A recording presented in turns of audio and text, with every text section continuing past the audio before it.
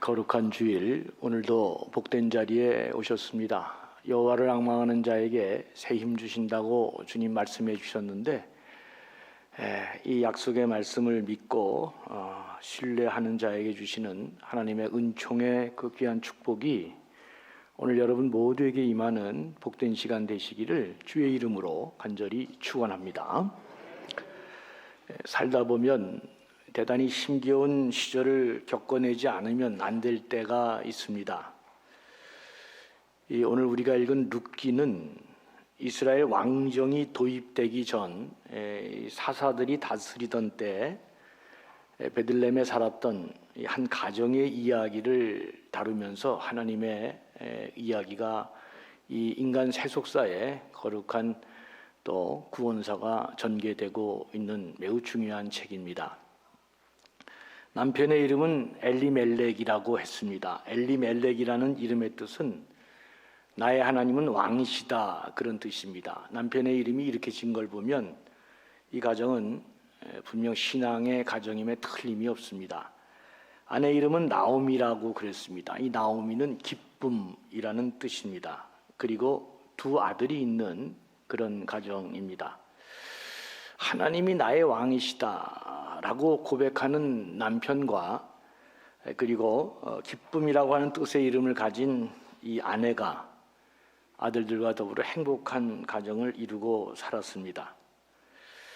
그런데 그들이 살던 이 베들레헴에 심한 흉년이 들었습니다. 베들레헴은 예수님이 태어난 곳이죠. 우리나라 말로 말하면 이 베들레헴은 떡집이고 그들 말로 말하면 빵집이다, 이렇게 말할 수 있습니다. 그러니까 그 이름이 암시하는 것처럼 베들레헴은 농사가 비교적 잘 되는 지역이었습니다. 그런데 이 지역에 계속 머물 수 없을 정도로 심한 이 기근이 든 것입니다. 빵집이라고 명명할 수 있는 이런 지역에서 식구들과 함께 밥을 먹을 수 없는 상황이 발생한 것입니다. 참으로 기막힌 일이 발생한 것이죠. 그러니까 인생은 다 이런 것이다. 룻기 서론이 그렇게 지금 벌써 이미 말하고 있습니다. 엘리멜렉은 할 수 없어서 가족들을 데리고 80km 정도 떨어진 이 모압 지방에 가서 잠시 기근을 피해 살기로 결정을 합니다. 지금은 자동차 시대니까 이 80km 정도밖에 안 되는 거리가 쉽게 갈 수 있는 그런 거리일지 모르겠습니다만은 당시 이스라엘 상황에서 생각하면 쉽게 옮겨가서 살 수 있는 그런 거리가 아닙니다. 더욱이 이 모압은 이스라엘과 사이가 매우 좋지 않은 나라였습니다. 역사적으로 보면 이스라엘 백성들이 애굽에서 이제 종로로 타다가 모세의 인도로 가나안을 향해 광야를 행진하게 되죠. 그때 이 모압 땅을 지나가게 되었는데 이스라엘 백성들이 그곳을 좀 지나가게 해달라고 간청을 했습니다. 그런데 이 모압이 일거에 그 청을 거절해 버리죠. 그래서 그때 이후로 이스라엘과 모압은 관계가 매우 좋지 않은 나라였습니다. 그러니까 굶어 죽는 것보다는 차라리 낫겠다, 이런 결정을 안 하고서는 이 땅에 갈 수 있는 것이 아니다, 그런 말입니다. 이제 살지 못해, 살아야 되니까 할 수 없이 갈 수밖에 없는 그런 지역이 이제 모압으로 이 한 가정이 가게 된 것입니다.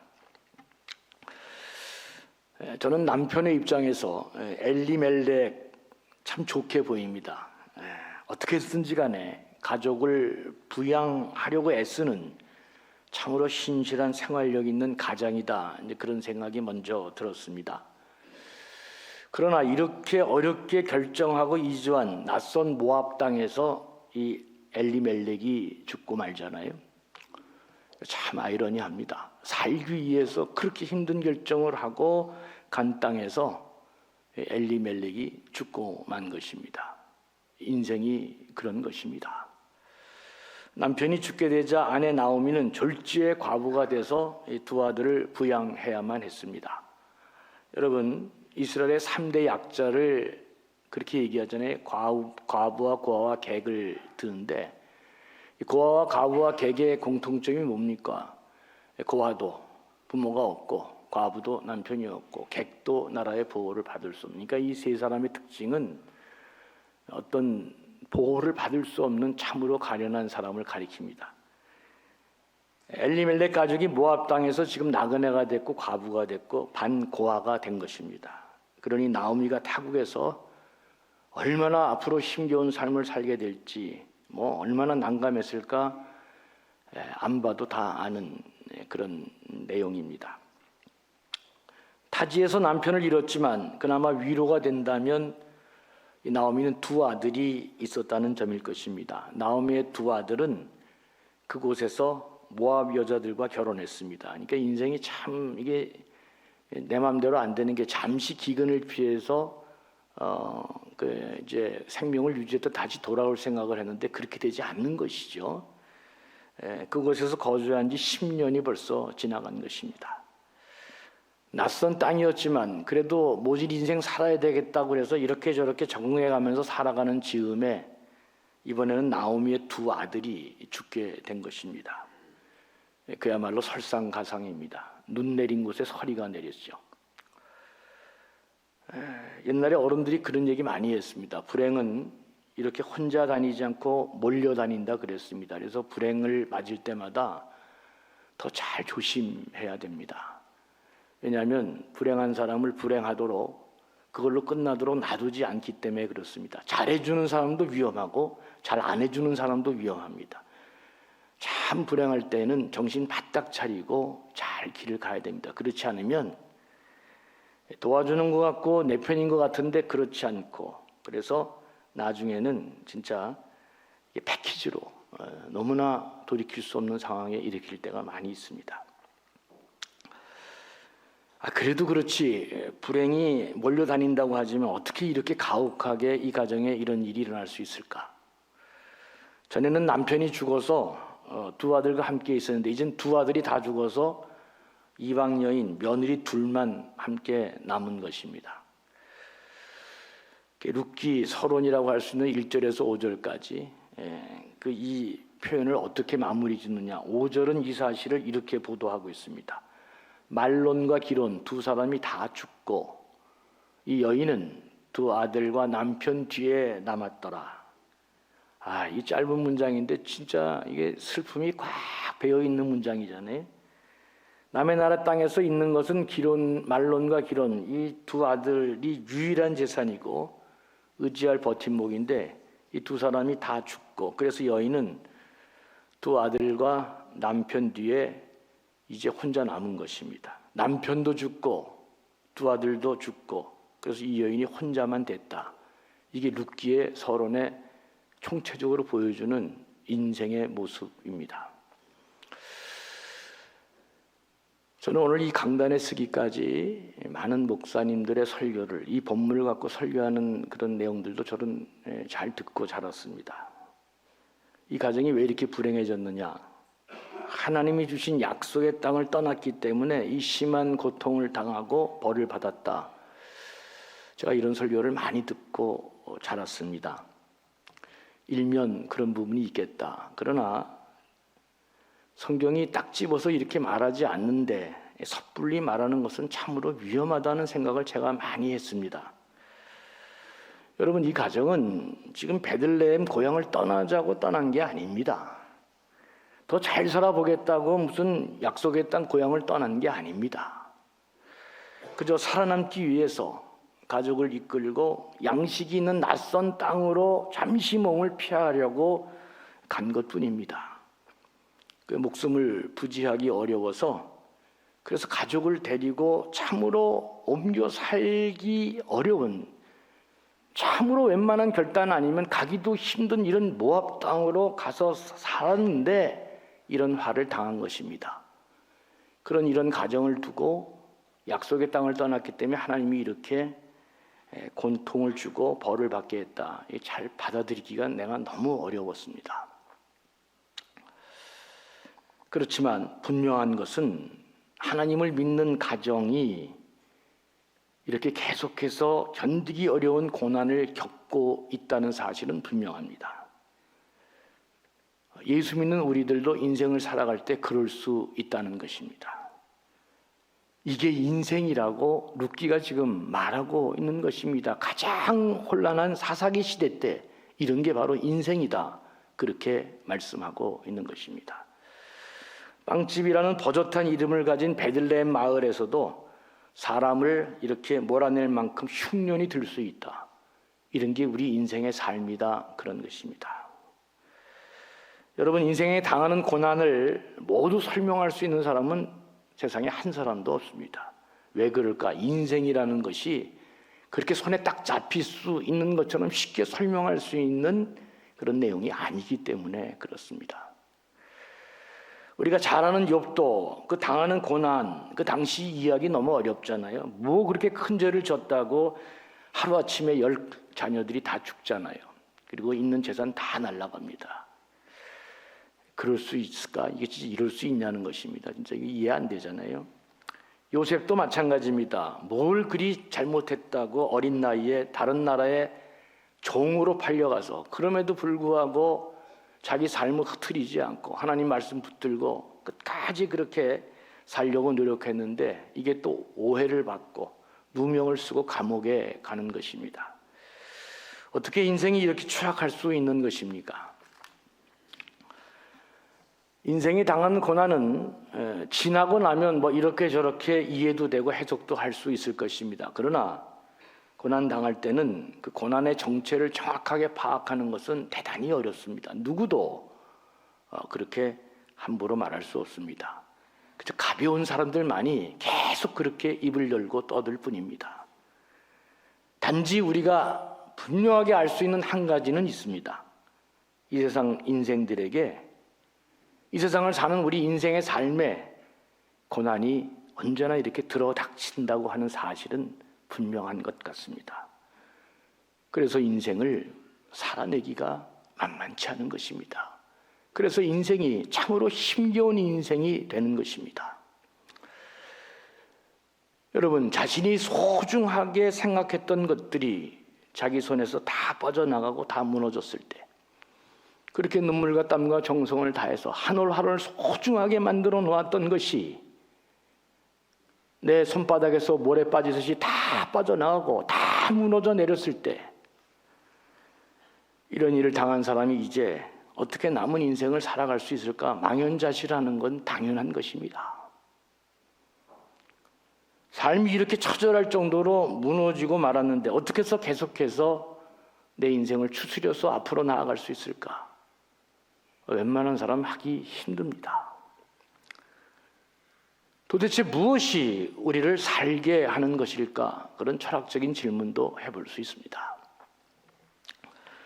어른들이 인생은 눈 감고도 10리를 가고 100리를 간다, 이런 말씀을 많이 하셨습니다. 그게 인생이라고 얘기했습니다. 여러분, 우리 인생이 뭐 모르면 죽고 알면 살고 그런 거 아니잖아요. 모른다고 죽고 알면 살고 그런 게 인생입니까? 전혀 말도 안 되는 얘기입니다. 그냥 모르면 모르는 채로, 답답하면 답답한 채로, 그리고 힘에 겨우면 힘에 겨운 대로, 그리고 숨이 턱 막히면 막히는 대로 그냥 그렇게 무거운 짐을 지고 가는 게 우리의 인생인 것입니다. 뭘 조금 안다고 쉽고 모른다고 망하고 뭐 그런 게 아니잖아요, 인생이. 그런데 다행한 것은 우리 눈에 아무것도 보이지 않아도 하나님이 우리 주인 되어 주셔서 우리 인생의 손을 붙드시고 우리 어두운 인생길을 함께 동행해 주신다. 이 택한 사람이 갖는 최고의 축복입니다. 그래서 우리는 좀 몰라도 괜찮습니다. 왜? 하나님이 붙들고 계시기 때문에. 내가 앞길을 잘 몰라도 괜찮습니다. 하나님이 우리를 인도해 가신다고 믿기 때문입니다. 하나님 알지 못하는 사람은 다 알아야 되죠. 왜 그래요? 자기 힘으로, 자기 지혜로, 자기 실력으로 살아야 되니까 모르면 안 되지. 큰일 나죠. 근데 하나님 믿는 우리들은 조금 몰라도 됩니다. 왜요? 택한 자를 하나님이 인도해 가신다고 얘기했기 때문에 내가 앞일을 좀 몰라도 괜찮습니다. 하나님이 인도해 주신다고 했으니까. 21세기 기독교 최고의 작가 중에 하나이고 또 문학가인 C.S. 루이스는 신앙이 뭐라고 얘기했냐면, 신앙은 마치 절벽 아래에 있는 집에 가는 어떤 사람과 같다는 아주 중요한 얘기를 이분이 책에서 했습니다. 어떤 사람이 절벽 위에 서 있었습니다. 그리고 그의 집이 바로 절벽 아래에 있었습니다. 그는 지금 집으로 가야 하는데 자기 집으로 가는 가장 빠르고 확실한 그리고 쉽게 갈 수 있는 방법은 한 가지죠. 절벽 위에서 뛰어내리는 것입니다. 점프하는 것이죠. 그러면 가장 가깝고 빠르게 갈 수 있습니다. 근데 문제는 그렇게 가까운 길로 가장 빨리 가는 길로 점프하면 되지만 그러면 죽잖아요. 위에서 뛰어내리는데 어떻게 살 수 있겠어요? 그러면 어떻게 해야 살아서 그 집에 안전하게 갈 수 있겠습니까? 방법이 골짜기로 내려가야죠. 산에서 산 아래로 내려가서 돌아서 그 집에 가는 것입니다. 그렇게 가면 멀지만 그렇게 가면 확실히 시간은 더 걸리겠지만 그러나 그 집에 안전하고 확실하게 갈 수 있는 분명한 길은 틀림이 없습니다. 그런데 이 C.S. 루이스가 신앙의 삶이 때로는 그렇다고 말한 것입니다. 여러분, 우리가 때때로 하나님 말씀 받고 약속을 받았습니다. 말씀도 듣고 말씀 읽다가 확 내 마음에 다가와서 이거 진짜 하나님이 나에게 주시는 말씀이다. 그래서 그 말씀에 꽂혀서 비전을 세우고 꿈을 세우고 열심히 말씀 앞에 최선을 다해 살았습니다. 그런데 현실은 자꾸 이게 내 꿈과 비전에서 멀어지는 것입니다. 그래서 자꾸 이거 아닌데, 이거 왜 이러지? 그러면서 회의가 들어서 신앙이 흔들리게 되는 것입니다. 그런데 이럴 때 이게 마치 우리가 자기 집에 가기 위해서 골짜기로 내려가는 것과 같은 것이다.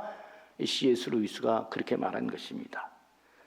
가야 할 그 집으로부터 자꾸 골짜기로 내려가고 산 밑으로 내려가니까 멀어지는 것 같고 더욱이 내 시야에서 그 집이 안 보여지니까 이게 불안한 거죠.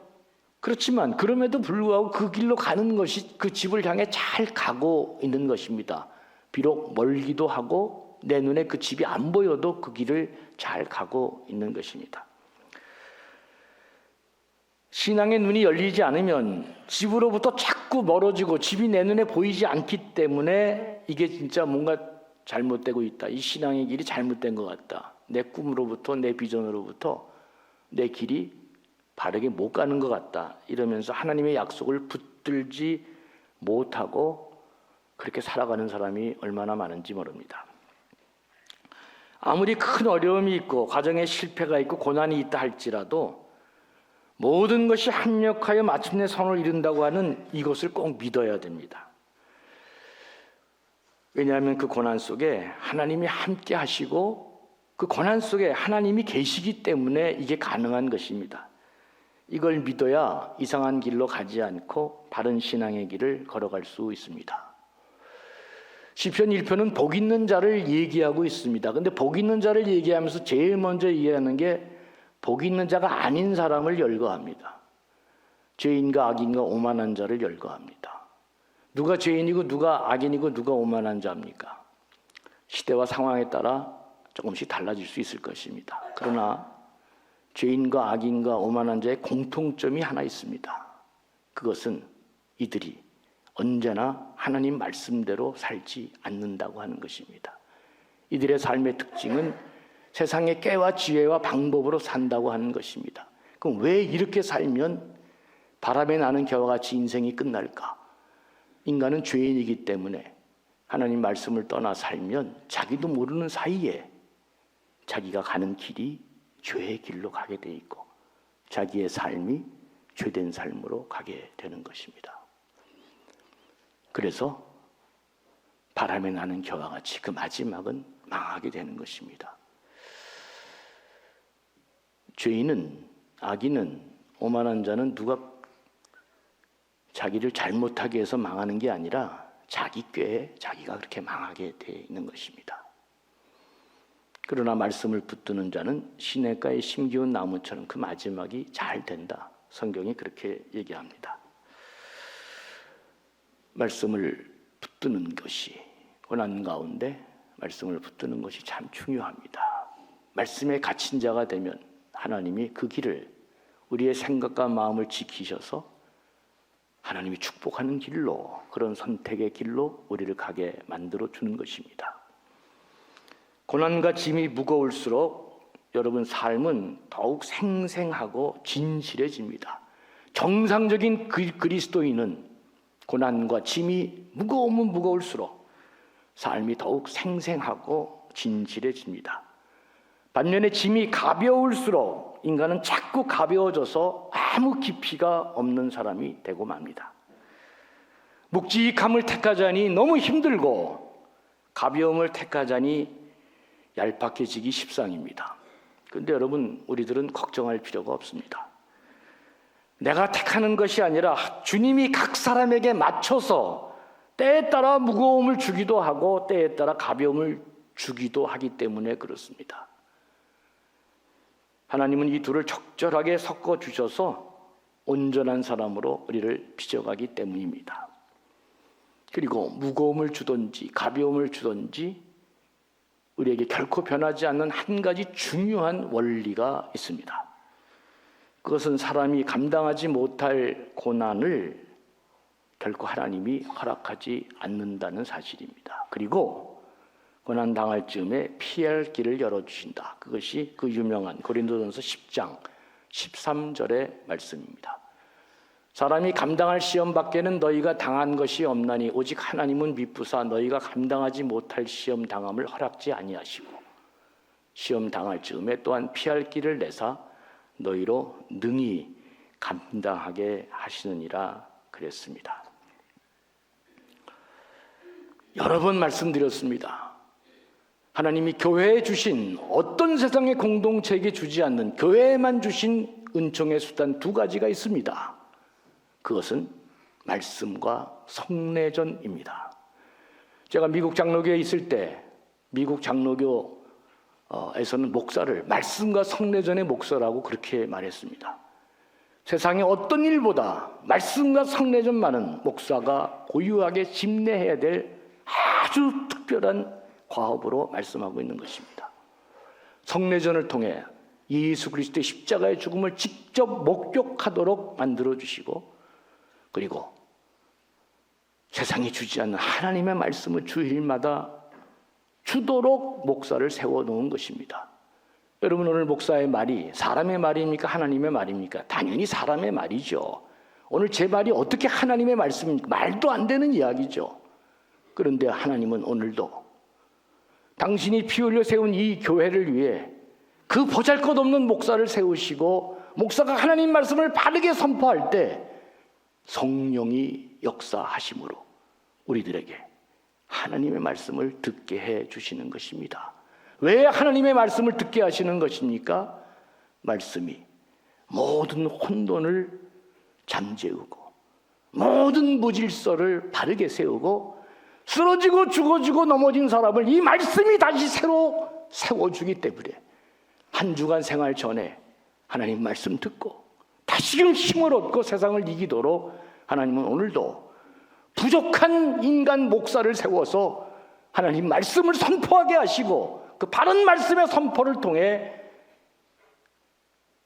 귀한 성전으로 올라온 당신의 백성들을 다시 살려내시고 회복시키고 일으키고 계신 것입니다. 어려울 때 말씀을 들어야 하나님이 감당할 시험만 주시는구나. 그래서 인내하고 버텨낼 수 있습니다. 또 하나, 고난당할 때 피할 길을 열어주신다. 내 능력, 내 계산, 내 머리가 아닌 하나님이 새로운 길을 나에게 열어주신다는 소망을 갖기 때문에 그래서 우리는 새로운 길을 보게 되고 새로운 희망의 사람이 되는 것입니다. 어려울수록 하나님을 놓치고 말씀을 놓치면 완전히 끝나는 것입니다. 룻기 저자의 글쓰기가 참으로 인상적입니다. 처음 시작하는 불과 1절에서 5절, 이 5절 안에 한 가정이 당한 엄청난 이야기를 아주 간단하고 모두 담아내고 있기 때문에 그렇습니다. 뭘 말하는 것일까? 도대체 무슨 뜻일까? 이게 예수 그리스도를 믿는 사람도 이게 현실이라는 것입니다. 인생이 이런 것이라는 것을 우리에게 보여주고 있는 것입니다. 5절을 다시 한번 보면 이렇게 되어 있습니다. 말론과 기론 두 사람이 다 죽고 그 여인은 뒤에 이제 홀로 남은 거죠. 두 아들과 남편 뒤에 홀로 남았다. 이게 서론입니다. 이런 사람에게 희망이 있을 수 있을까?